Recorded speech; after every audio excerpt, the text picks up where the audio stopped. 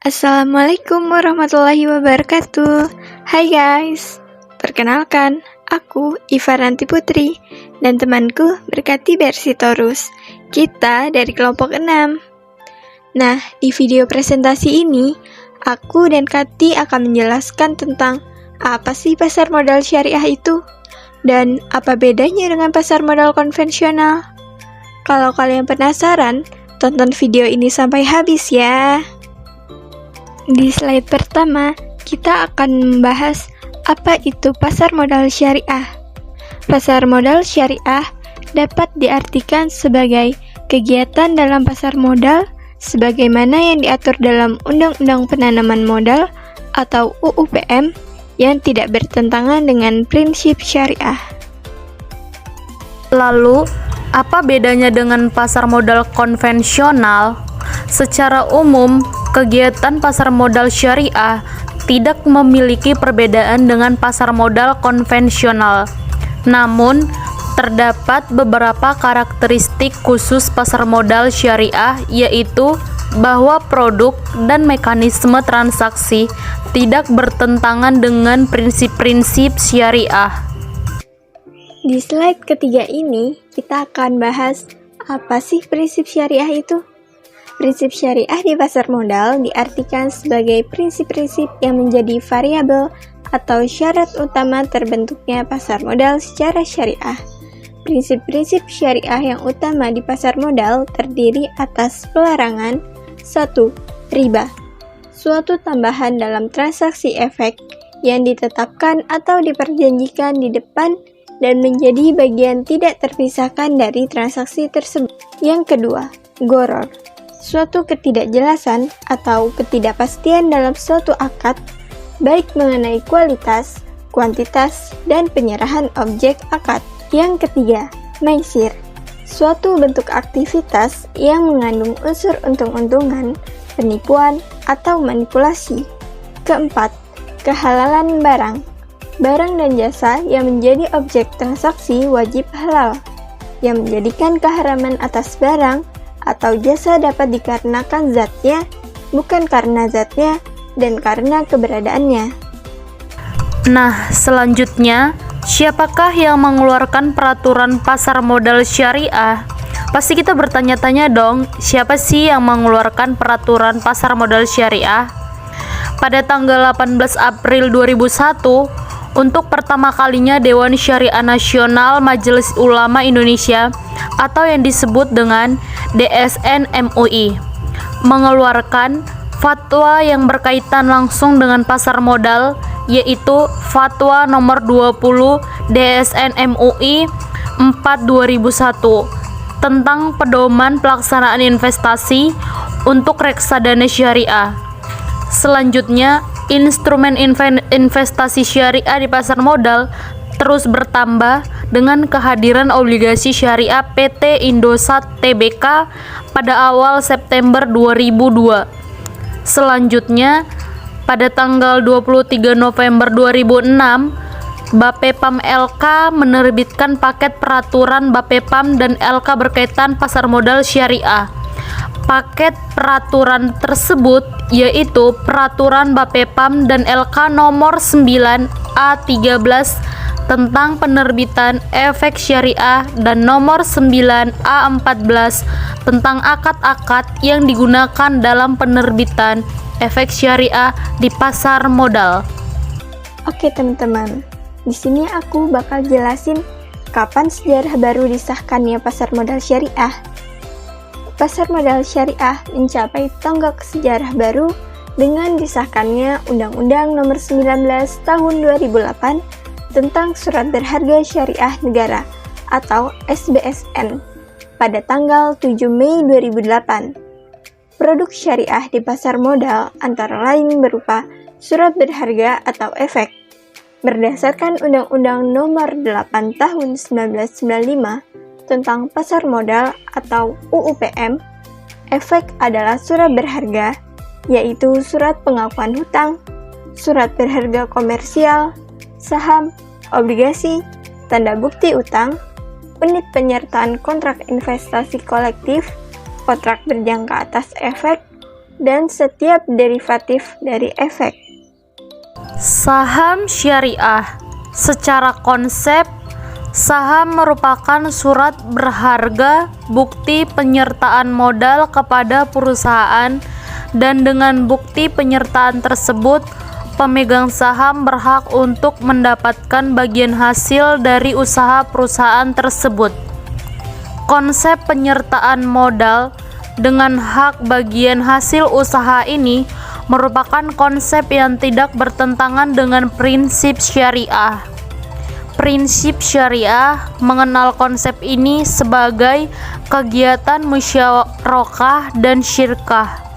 Berdasarkan analogi tersebut, maka secara konsep saham merupakan efek yang tidak bertentangan dengan prinsip syariah. Teman-teman tahu nggak sih bagaimana suatu saham dapat dikatakan saham syariah? Jadi, suatu saham dapat dikategorikan sebagai saham syariah jika saham tersebut diterbitkan oleh emiten dan perusahaan publik yang secara jelas menyatakan dalam anggaran dasarnya bahwa kegiatan usaha emiten dan perusahaan publik tidak bertentangan dengan prinsip-prinsip syariah, namun memenuhi kriteria sebagai berikut. A. Kegiatan usaha tidak bertentangan dengan prinsip syariah sebagaimana diatur dalam peraturan 9.A.13, yaitu tidak melakukan kegiatan usaha yang tergolong judi, perdagangan yang tidak disertai dengan penyerahan barang atau jasa, perdagangan dengan penawaran atau permintaan palsu, bank berbasis bunga, melakukan transaksi yang mengandung unsur suap atau rishwaf, jual beli resiko yang mengandung unsur ketidakpastian atau gharar, dan atau judi maisir, antara lain asuransi konvensional, perusahaan pembiayaan berbasis bunga. B. Rasio total hutang berbasis bunga dibandingkan total ekuitas tidak lebih dari 82%. C.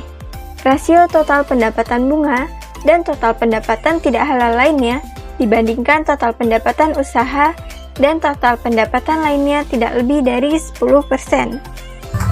Selanjutnya, di mana kita bisa melihat daftar saham syariah? Kita bisa melihat di Indeks Saham Syariah Pasar Modal Indonesia. Saya akan menjelaskan terdapat 3 indeks saham syariah di pasar modal Indonesia. Yang pertama, Indeks Saham Syariah Indonesia atau ISSI.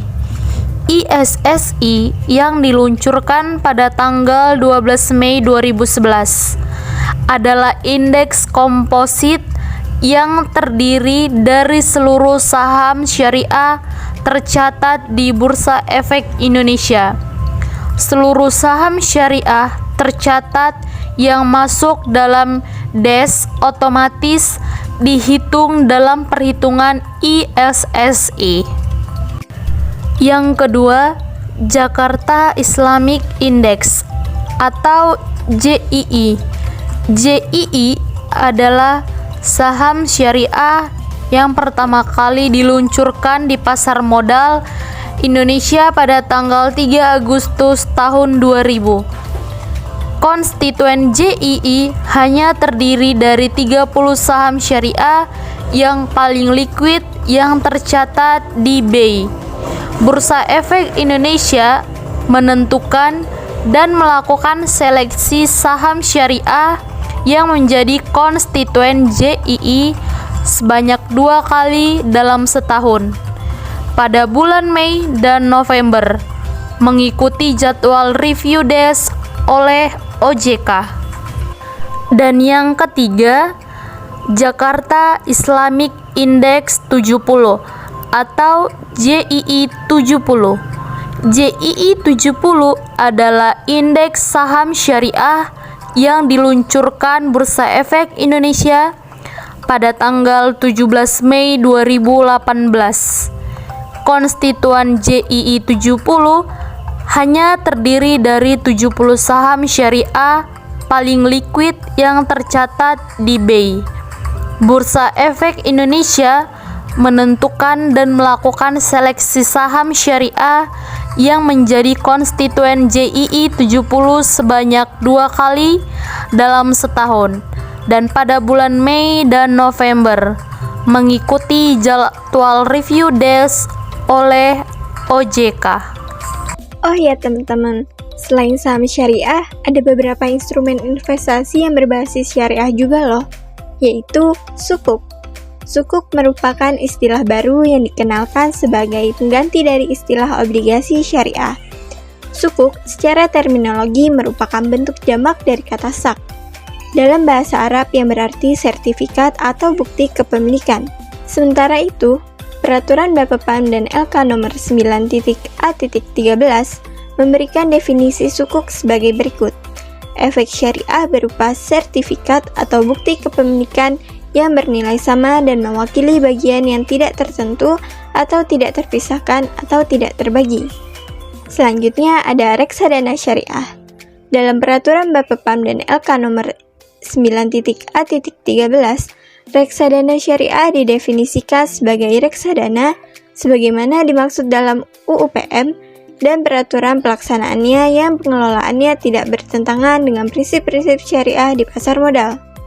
Reksadana syariah, sebagaimana reksadana pada umumnya, merupakan salah satu alternatif investasi bagi masyarakat pemodal, khususnya pemodal kecil dan pemodal yang tidak memiliki banyak waktu dan keahlian untuk menghitung resiko atas investasi mereka. Baiklah teman-teman, sekian materi dan video presentasi kita. Semoga ilmu yang kita sampaikan bisa menambah wawasan teman-teman semuanya. Pantun penutup dari saya, siang-siang pergi ke kota, jangan lupa beli alpukat. Demikian presentasi kita, semoga bermanfaat. Saya Berkati Sitorus dan teman saya Ivaranti Putri mengucapkan terima kasih kepada teman-teman semua karena sudah menonton video materi yang sudah kita berikan. Terima kasih. Jangan lupa like, comment, subscribe, and share ya teman-teman, buat teman-teman semuanya agar lebih tahu lagi tentang apa yang sudah kita sampaikan. See you, bye-bye. Terima kasih.